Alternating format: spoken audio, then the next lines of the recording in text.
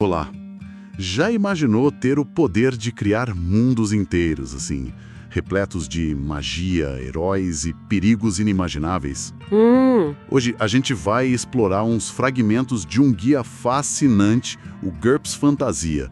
É o manual do sistema GURPS, né? Aquele famoso por permitir muita customização, muito detalhe na criação de mundos. Exato. E ele oferece ferramentas justamente para isso, sabe? Para construir campanhas de RPG, mas as ideias que ele traz, nossa, vão muito além dos jogos de mesa. Exatamente. Esse material que a gente tem aqui é tipo um verdadeiro convite à imaginação. Ele mergulha fundo nos diferentes sabores da fantasia. Desde aquela mais épica, sabe? Quase mítica, até a mais sombria, mais urbana, cheia de intrigas e tal. Mas não para aí, né? Não mesmo. Ele explora sistemas de magia, criação de criaturas fantásticas, como pensar sociedades que são influenciadas pela magia e até como estruturar as próprias aventuras dentro desses mundos que a gente cria. E a nossa missão hoje é justamente essa, desvendar algumas das ideias mais interessantes e talvez até meio contraintuitivas desses trechos. Vamos analisar como esse material pensa a construção de cenários de fantasia. Certo. Buscando aqueles detalhes que fazem o mundo parecer não só crível, mas, assim, vivo, sabe? Coeso. Preparados para essa investigação aprofundada? Vamos lá. Então vamos começar pelo começo, né? Uma das primeiras sugestões do guia é pensar no tipo de campanha, no tom que se quer dar. Isso. Ele faz uma diferenciação. Alta fantasia, que seria mais próxima do mito, com figuras quase divinas, magia poderosa que causa aquele espanto, reverência. Aquela coisa grandiosa, né? Exato. E aí tem a espada e feitiçaria, que é mais focada na ação, no combate mais visceral, feitiços impactantes, mas talvez mais diretos, assim. Mais pé no chão, talvez. É, pode ser. E essa última ainda pode ter umas subdivisões, tipo versões mais sombrias, com feitiçaria sinistra, perigosa, ou mais urbanas, né? Focadas em guildas corruptas, tramas de poder nas cidades. É interessante como ele já direciona o foco para o sentimento que se quer evocar. Sim, e o guia faz questão de frisar que isso não são caixas rígidas, sabe? São mais ferramentas para a gente conseguir um efeito. Entendi. Usar o gênero como um guia mesmo, pro tom e pro tipo de história.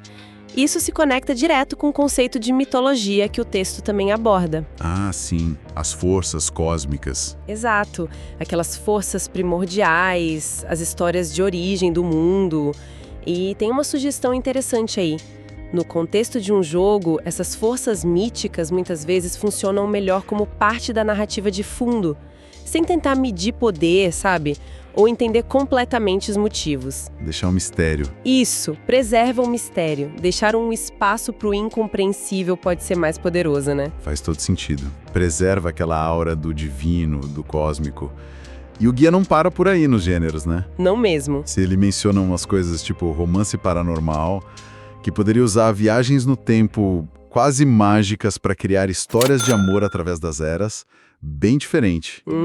Imagino. Ou a história alternativa, onde um ponto de divergência lá no passado, sei lá, a descoberta ou preservação da magia muda tudo. Ah, isso é clássico e muito bom. Ele cita até exemplos tipo os contos do Lord Darcy ou a série Operation Chaos, que imaginam mundos onde a magia meio que ocupa o lugar da nossa tecnologia, com equivalentes mágicos para carros, telefones. Nossa, que demais.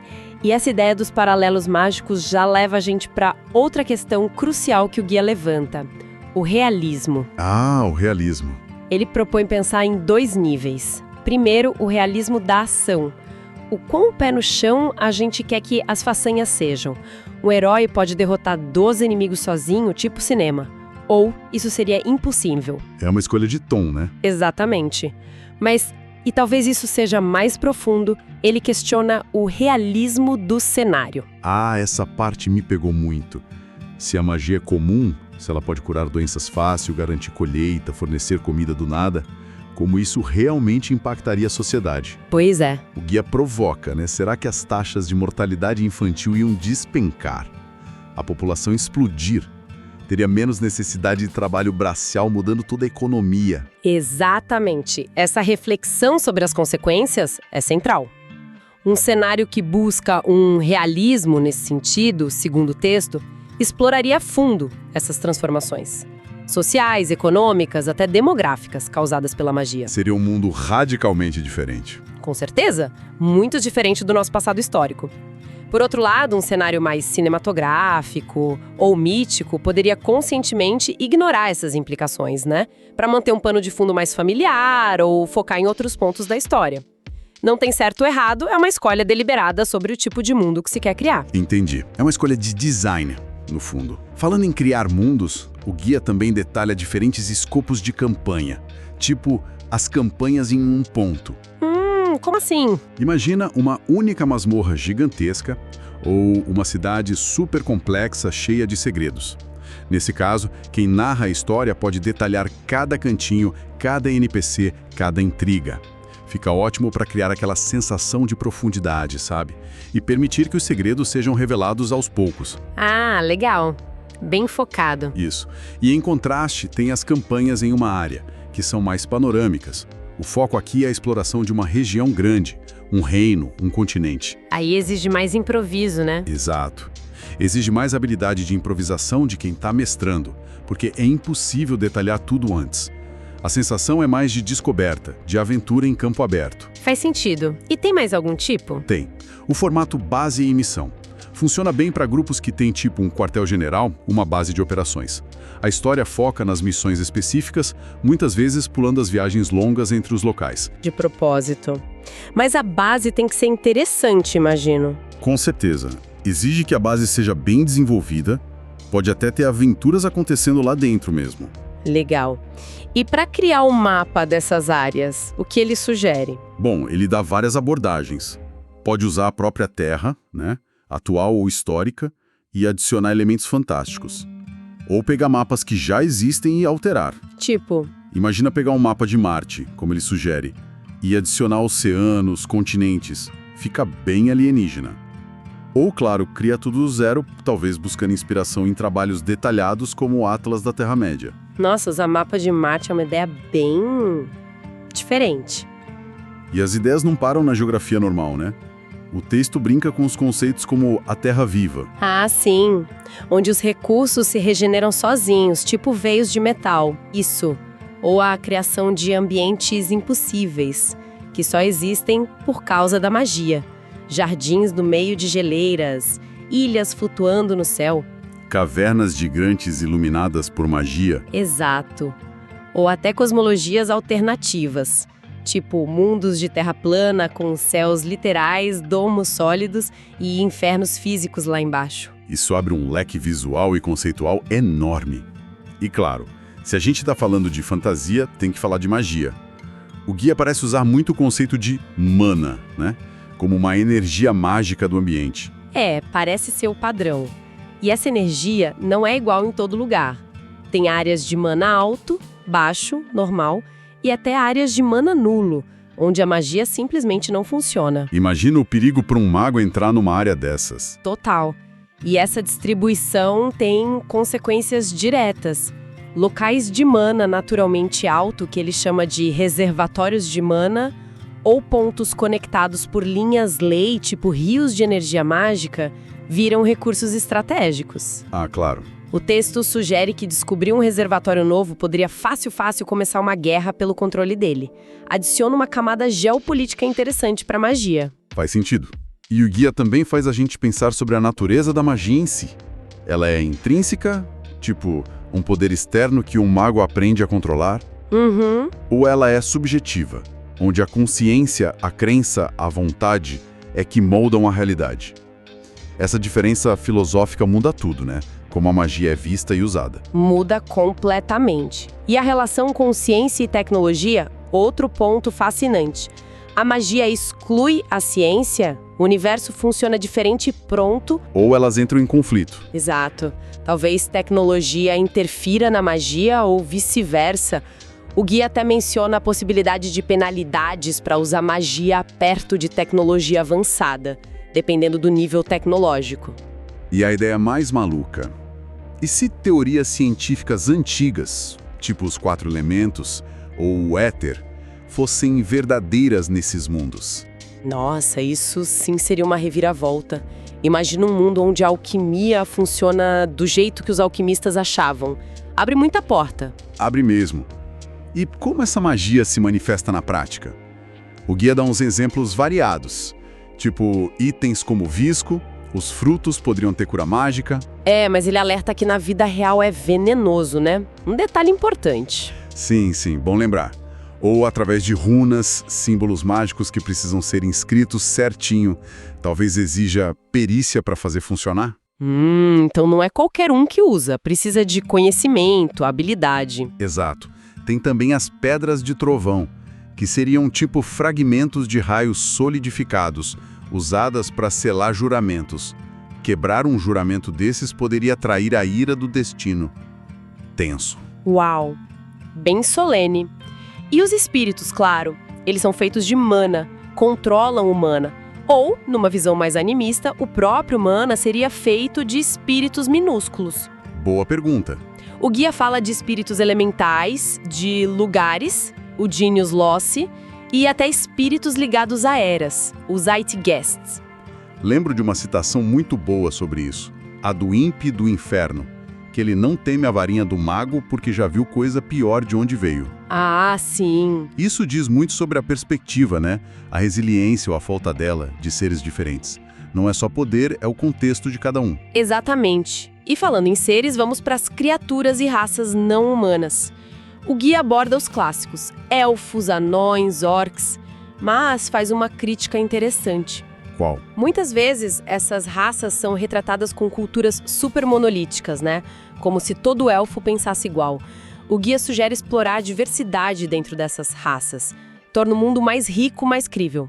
Concordo plenamente. E menciona também arquétipos como os fora-da-lei heróicos, aqueles nobres exilados, rebeldes com um código de honra próprio, defendendo o povo. O estilo Robin Hood, talvez? Por aí. E os monstros? Tem uma distinção conceitual legal aqui. O texto diferencia monstros de espécies. Como assim? Monstros, no sentido folclórico, muitas vezes são únicos ou não se reproduzem naturalmente, biologicamente. Não formam uma população, um ecossistema do mesmo jeito que um animal. Entendi. Ele fala de criaturas simplesmente gigantes, versões enormes de animais normais, sem necessariamente magia, e, claro, os híbridos bizarros, tipo a quimera clássica. Leão, cabra, serpente e solta-fogo. Um pesadelo ambulante. Totalmente. Ou monstros realmente únicos cuja origem é um evento específico, tipo o Endigo, da mitologia algonquiana, ligada ao canibalismo. A transformação é uma maldição por um ato proibido. Que sombrio! E ele traz exemplos mitológicos poderosos também. Os 3 ciclopes originais, Brontes, Arges, Estéropes, ferreiros divinos, que forjaram os raios de Zeus, segundo Hesíodo. Nossa! Ou a colossal Tiamat, da Babilônia, cujo corpo já seria imenso, mas o ser verdadeiro poderia ser meio universo. São escalas de ameaça muito diferentes. Escalas imensas mesmo. E para criaturas inteligentes, mas bem não humanoides, o guia usa um termo curioso, Wugs. Wugs. Seria para categorizar raças com corpos estranhos, muitas vezes baseadas em invertebrados. Tipo os mirmidões, formigas humanoides derreiras. Formigas humanoides? Uau! Pois é. Essas raças podem causar estranhamento, até repulsa nos humanos do cenário. Gera umas tensões interessantes. Imagino. E tem também a categoria dos amaldiçoados, né? Vampiros, lobisomens. Ah, sim. Os clássicos do terror. A característica-chave aqui é que a condição é transmissível, quase como uma doença infecciosa. Isso cria uma dinâmica social de medo, paranoia, caça às bruxas. Eles são tipo uma raça que se espalha por contágio. Faz sentido. E o guia ainda lista uns exemplos bem específicos, exóticos. A ave do paraíso, que diziam não ter pés e voar para sempre. A planta carnívora gigante Erecine. As formigas da montanha, enormes, que guardariam ouro. E o clássico unicórnio, selvagem, mas manso, perto de virgens. Nossa, que variedade. E a possibilidade de animais falantes com sociedades próprias. O exemplo do Parlamento das Galinhas é hilário e intrigante. Parlamento das Galinhas. Sério? Sério. Imagina ter que negociar um tratado com o Conselho de Galinhas. Quebra totalmente a expectativa do que é civilizado. Quebra mesmo. Bom, passando para os habitantes humanoides e suas sociedades, o guia oferece uns modelos de personagem, arquétipos, para ajudar a definir papéis. Ah, sim. Tipo o quê? Tem o arqueiro habilidoso, o cavaleiro, geralmente nobre, guerreiro, com código de honra, o dançarino de guerra, combatente ágil, talvez com luta mais exótica, o encantador que faz itens mágicos. O homem santo, o ladrão. Isso. O mago, que pode ter 1000 especializações, né? Piromago, ilusionista, até um guarda-costas de batalha que usa magia no corpo a corpo. O erudito estudioso. E o sábio do vilarejo, com conhecimento prático, talvez magia popular. Esses arquétipos ajudam a dar vida a um mundo. E como esse pessoal se organiza socialmente? O guia explora umas estruturas de poder bem diferentes. Tipo? Reis legítimos com poderes sobrenaturais como prova do direito divino, tipo toque real que cura. Aristocracias onde a riqueza e o status são vistos como algo inerente, quase biológico, não adquirido. Interessante. E umas ideias mais radicais. Já pensou numa tanatocracia? Um governo dos mortos ou mortos-vivos? Credo, que macabro. Ou sociedades matrilineares, onde tudo, linhagem, herança, poder, passa pela mãe. Algo que existiu de verdade, mas é menos comum na fantasia. É verdade. E, de novo, a magia entra como um fator que molda tudo isso profundamente, né? Sempre ela. Ela pode virar uma infraestrutura mesmo, magos especializados oferecendo serviços, comunicação à distância, transporte mágico, construção. Humana, como a gente falou, vira recurso disputado, gera conflito, aliança. E a presença ou ausência de magia afeta o nível tecnológico. Talvez substitua a tecnologia ou convivam de forma tensa. E o guia desce nos detalhes bem práticos do dia a dia, como achar serviços tipo um armeiro ou alquimista. O texto sugere modificadores pelo tamanho da população, mais fácil numa cidade grande, óbvio. Claro. A disponibilidade de estalagens, pousadas, pode variar muito. Em sociedades muito comunais ou com hospitalidade sagrada forte, talvez nem existam estalagens comerciais. Espera-se que você seja acolhido nas casas. Ah, interessante isso. E o acesso ao conhecimento? Como funciona sem escrita, por exemplo? Boa. Bibliotecas podem ser raras, super protegidas. Em culturas orais, o conhecimento vem de informantes, contadores de histórias, ou usando perícias como o conhecimento bárdico para entender as tradições. São detalhes que dão muita textura para o cenário. Dão mesmo. E a economia? Como funciona o dinheiro? O guia discute os padrões de moeda, ouro e prata, geralmente, mas contraste o realismo histórico prata mais comum no dia a dia com a fantasia típica, ouro abundante em tesouro de dragão. Qual escolher afeta a sensação de riqueza? Com certeza. Também aborda os níveis de riqueza da sociedade. O padrão histórico pré-industrial era tipo um triângulo. Muita gente pobre, pouca classe média, topo minúsculo de ricos. O guia sugere que a magia, talvez aumentando produtividade e saúde, poderia levar a um padrão mais de diamante, com classe média maior. É uma especulação interessante sobre o impacto socioeconômico da magia. Uma boa provocação. E menciona custo de vida, né? Que sustentar a família custa mais que viver solteiro, óbvio, mas bom pontuar. E lista empregos comuns: armeiro, cortesão, sacerdote, taverneiro.